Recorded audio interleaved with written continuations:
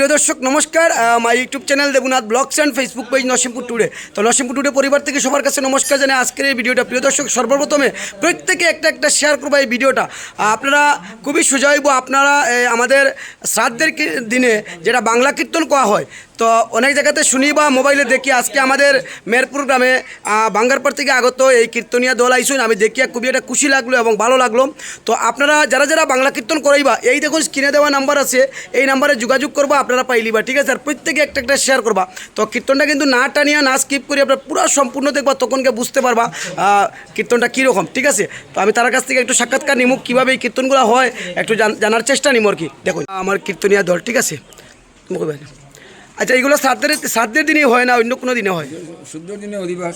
শুদ্ধর দিনে অধিবাস। শ্রাদ্ধের দিনে কীর্তন সকাল কীর্তনটা সকালে শ্রাদ্ধের দিনে কয়টার থেকে ধরবা আপনারা? সকাল 6টা থেকে ঠাকুর জাগাইম, ঠাকুর জাগাইবা 10টা 11টা থেকে কীর্তন লইম, আর শেষ হইব কয়টায়?